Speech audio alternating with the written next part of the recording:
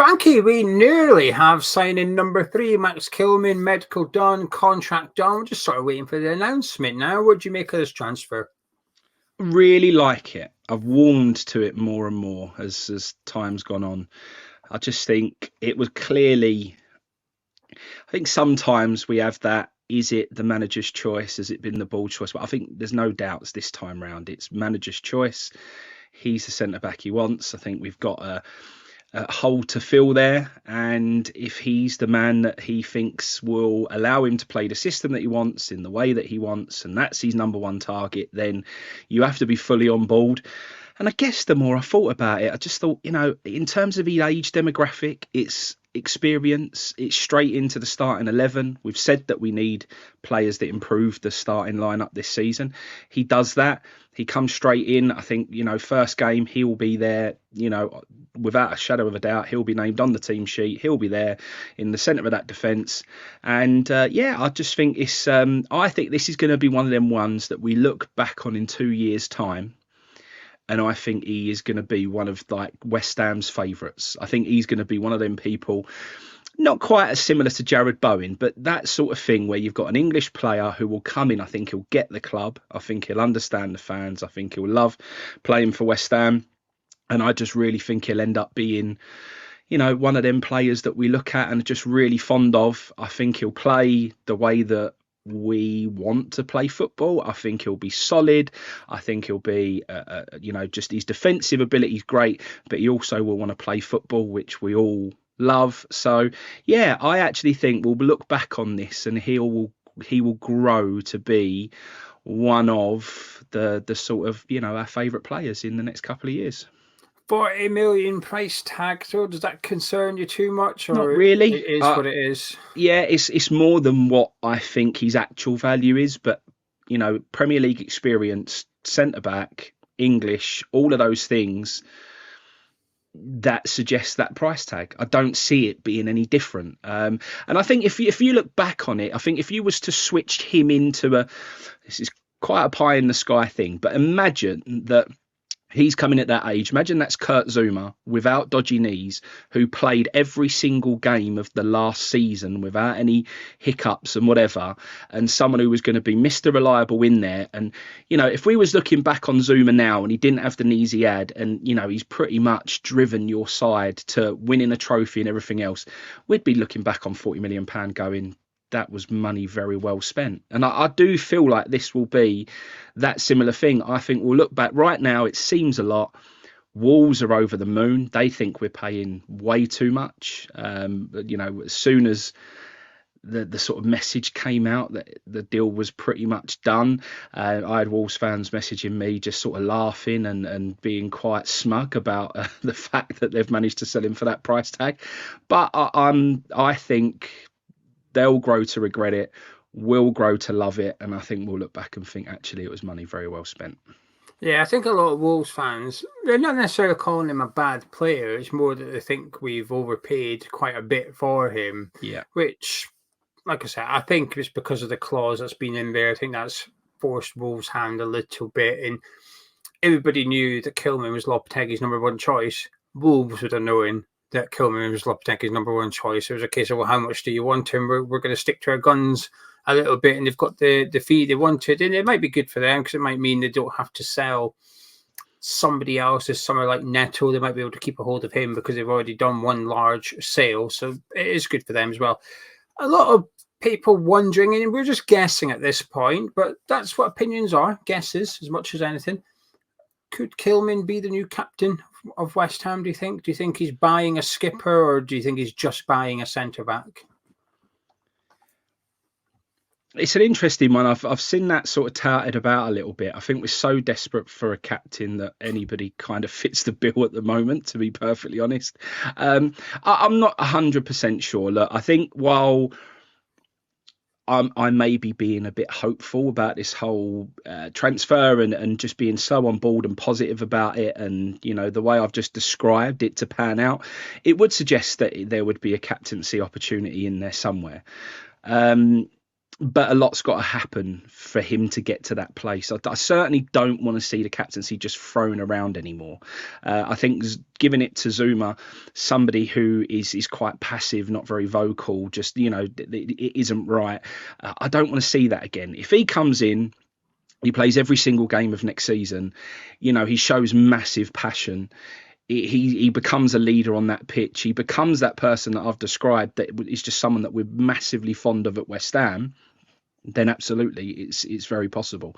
But I think he needs to do quite a bit in that first season for me to say, go ahead and give it to him.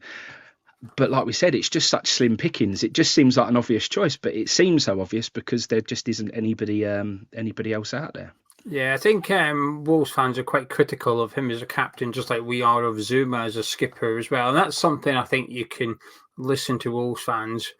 And while they obviously watch him week in, week out, I feel like I've watched Kiemann enough myself to form my own opinion of him as a player. So when Wolves fans maybe talk down a little bit and say those that do suggest he's not that good a player, I disagree with them. I think, well, actually, I've watched him enough to sort of think that he is a good player and he'll fit what we want to do. But as a captain, I don't really have an opinion of him as a captain of Wolves. So when they think that he's perhaps not the best material, it does concern me a little bit. But the one thing that completely overpowers all that for me is that he was Lopetegui's captain at Wolves, and he will know exactly what Lopetegui wants in the changing room, on the training pitch, on the match, on a Saturday afternoon. And likewise, Lopetegui knows exactly what he's like as a captain. So if he gives him the armband, and he doesn't have to, but if he does give him the armband, that to me says that is what he likes. And he sees a leader in Kiemann, but that's exactly what he likes to have as a captain on the pitch as well. And that's enough for me. And I think it would be important for Lopetegui. It becomes it's an easy chance for him to change the skipper if he wants to. If he leaves Zouma as captain for 12 months and tries to change it. Now, his contract does expire next summer, Zouma, so there might be a natural ending of it anyway. I think this summer, he doesn't have to justify it, Lopetegui. If he goes, that's my new captain, everyone goes, yeah, right, fair enough. You're the new manager, you've come in, you want a new skipper, that's fine. You don't have to justify it to anyone whatsoever. Now, in terms of the transfer rumours, Frankie, there's a lot of talk that that's just done at centre-back unless we sell Aguerd or Zouma in order to fund the new centre-back, a second one, which makes sense to me. We've got 4 senior centre-backs at the minute. If once Kieman's signed, I don't think we need 5. 5's too much, especially with no European football. I think it would be a bit silly, personally. So I think it makes sense to try and offload one of the two and then reinvest it into somebody else. Do you have a preference as to which one you'd like to see sold? Well, I guess I think if we're looking at who you've just said, Zouma's out of contract in 12 months' time. So if you can get money out of Zouma now, it obviously makes a lot more sense because Zouma, I don't think he's got much more than one more season in him, to be perfectly honest anyway. But I think if you could get anything for him right now, and I do think that if he was to go out the door, then it makes it even easier for Lopetegui to transition captaincy. I do think, like you say, you think it's like a bit of a free hit for him changing captain. It was my captain at, one of the last clubs that I managed and so on. I think it's a big change. I think you don't want to rustle any feathers. We don't know. I mean, how much is Zouma kind of what's his social group within the club? How would they all feel about it if it got taken away from him? Zouma probably sits there and feels like he is the senior man at the club at the moment. Captain for last year. There's been a lot of positive things going on. I think he'll feel a little bit hard done by if the captaincy's taken off him. Yeah. So if you're to ship him out, you get money for him. Obviously, we wouldn't get anything for him as of next year. I mean, to get anything for him, I think would be a miracle, to be perfectly honest. And I think there's probably a little bit more potential for Aguerd. We know what Zouma is. Zouma ain't going to change now. Yeah. However Lopetegui plays next season, Zouma will still be Zouma. Yeah. I'm kind of hopeful that Aguerd won't be the Aguerd that we've seen because he's in a different system. Lopetegui might play football that suits him better. There's no question that there's a decent centre-back in Aguerd. If he plays in the right way and plays in the right team, it seems like, people still think quite highly of him, I think, but he is going to be, for me, the easier one to sell because I do think people feel like, actually, West Ham haven't really utilised him in the right way. So, if Lopetegui can get Aguerd on board, get him buying into the way we're going to play now, having him playing, but is Aguerd left-sided as well as Kiemann? Yeah. So that obviously poses a little bit of a problem, that gives you a bit of an imbalance there. So I don't know. It's one of them situations where it's one of them things where we can all say it very easily over YouTube and everything else, but there's always a little bit more to it. And these are the reasons why managers get paid the money that they do to make these decisions, mate. Yeah, I pretty much agree with everything you said. I'd be more inclined to sell Aguerd. The reason being, I don't think he wants to be here. And it is obviously based off hearsay and what reports have said, but there is a lot of reports suggesting that Aguerd's ready for a change in his career, and he feels he's at that crossroads and he wants to go in a different direction.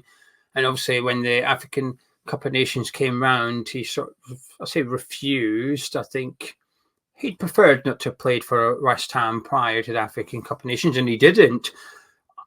In a weird way, I'm not that bothered by that, because I can understand why he's gone, hang on a minute, I've got a major tournament literally starting next week and I want to be fit for that. It all depends on your view of international football. And I understand why, as West Ham fans, you'd get upset. And it doesn't sit right with me, but I did kind of get what Aguerd was going for in that regard. But in terms of his commitment to West Ham, it's been shaky. It's not been the best time for him at the club. However, like you said, there's a lot of clubs that are looking at him, and they probably do blame West Ham and David Moyes and say, well, you haven't got the best out of him, because he is a really good centre-back. And we've seen it in spells at West Ham. We've also seen the errors, but we have seen how good a defender he can be. We've seen his pace. Maybe he'd work better under Lopetegui. But whilst his market value is probably north of 20 million. I don't think we'll get the 35 million we're trying to get. I'd be surprised if I'll be turning into a Wolves fan if someone pays 35 million. I'll turn up on Leon YouTube and start laughing, going, hey, thank you, merci, thank you very much. But I still think you'd get over 20 million for him. And that's a lot of money to go and replace him, because I think what you would need to replace Aguerd isn't as substantial as Max Kiemann. I think you could go get, and my ideal replacement would be Greaves of Hull City, who'd probably be just under 20 million. So you'd be able to recoup a little bit of money in that regard. I think Greaves would be fantastic. And I just think he's the right kind of profile where he doesn't have to start every week at West Ham just yet. He's got the potential. He's good enough to play when required. But Kiemann, when you spend 40 million on a centre-back, you have to play him. You can't spend 40 million on a player and leave him on the bench. So Kiemann goes straight in. But Greaves, I don't think, would have that sort of stature or authority about him just yet. And he'd be behind Mavropanos and possibly Kurt Zouma as well in the pecking order.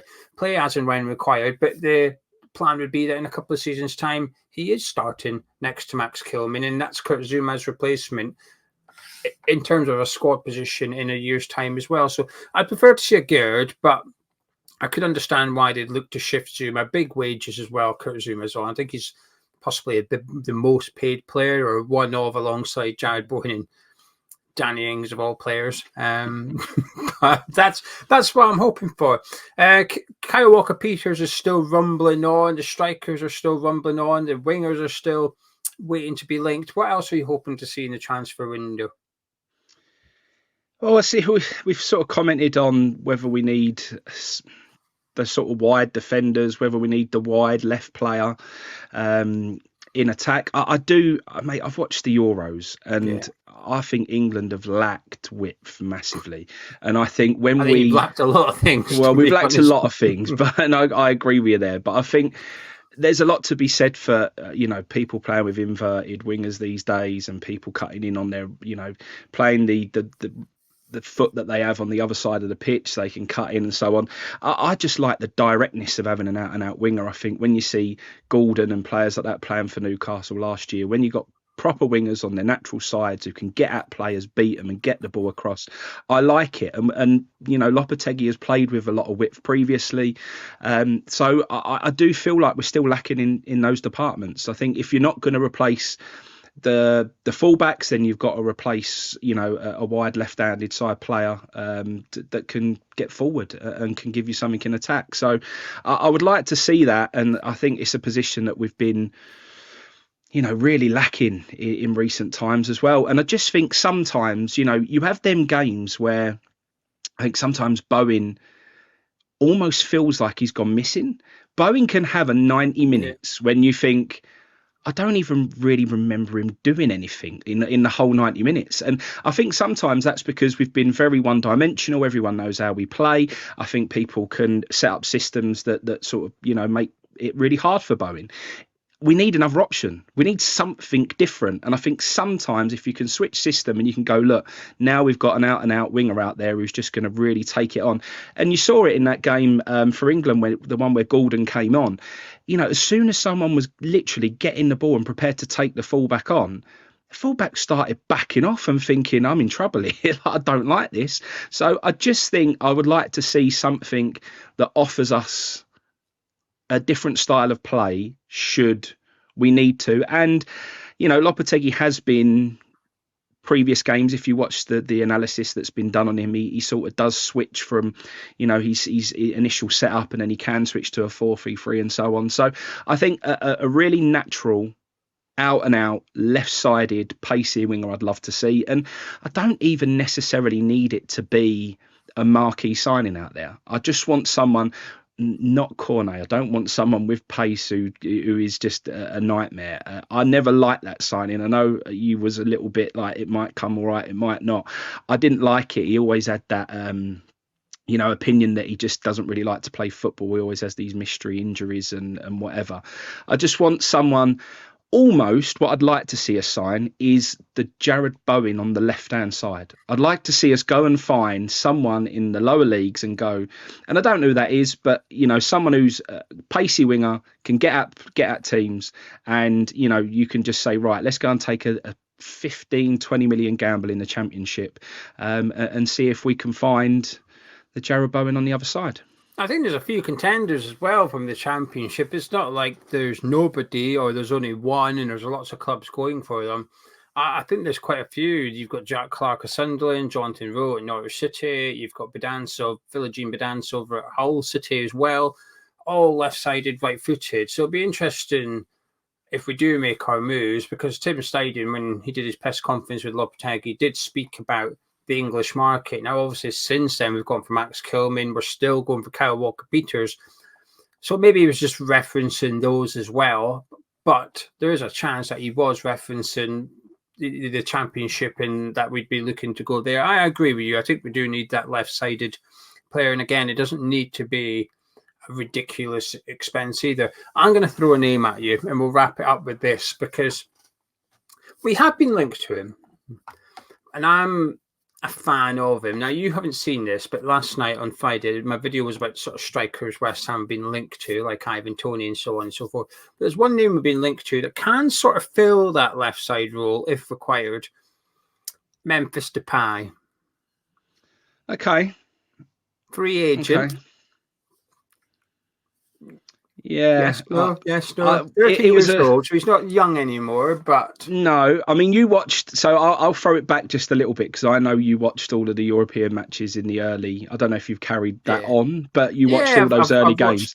I've watched every game in match day 1, match day 2, half of match day 3, on at the same time, every game in the last 16, and I will watch every quarter-final, semi-final and final. So when he come running out like a basketball player in match day 1 and was running around like a Harlem Globetrotter, trying all the different skills, that's what he was like, Harlem Globetrotter. That's what he looked like one, and he was playing like a clown as well.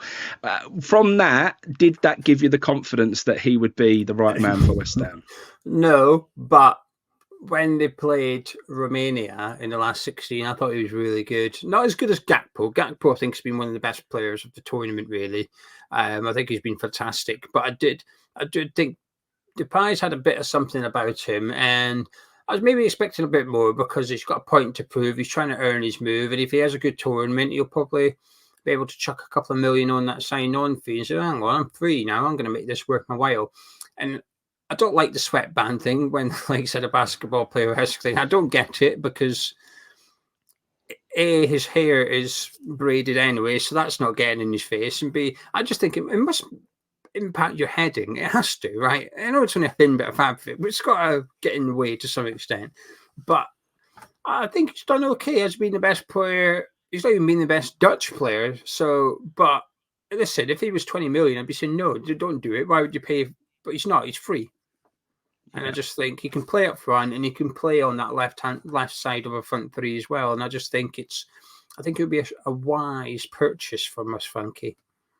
No, do you know what? If we are out of budget because we spent it in the other areas, and you gave me the choice of, having the likes of Cornet or not filling that spot or him, then I would absolutely take the Harlem Globetrotter. I would. He looked, to be fair, some of the bits of skill that he tried and attempted did come off, and it looked great. And we keep saying we want to be entertained. I would be cautious that I think if he was trying too much of that and it wasn't coming off, I think the fans could turn on him very, very quickly. And if he came in and had that diva-like ego and aura about him that he seems to have, that could be a bit of an issue in the dressing room, especially if he comes in as a free transfer and wants a lot of money off the back of it. We've already seen players coming in on high wages seem to ruffle some feathers within the camp. So depending on, but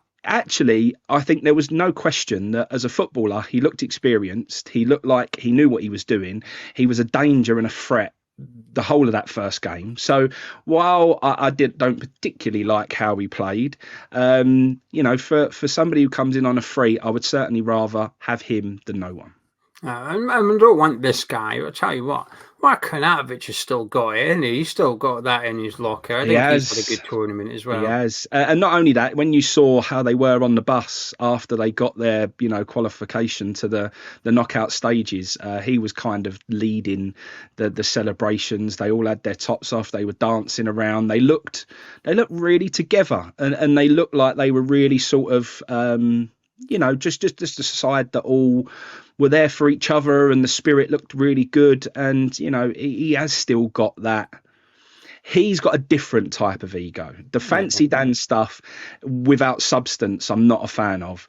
His sort of bully boy aggression sometimes, I quite like that. Someone who can really, put it on, especially when you're playing the likes of, whether it be, the top six sides, someone who don't care who they are and don't respect them and is going to get in their faces and cause them a bit of an issue. So, no, I think it was a very typical West Ham thing, wasn't it? We find a striker who we sort of started to become very fond of, who was a right beast in attack and started to score goals and turn up in moments when we needed him. And then all of a sudden, West Ham managed to, have a player that goes to the pan quite quickly for one reason or another. So a typical West Ham thing that was, mate. We definitely could have benefited from a few more years of him, that's for sure. Yeah, well, anyway, this Memphis to Pie Hill, I'm on it and I'm going to die on it.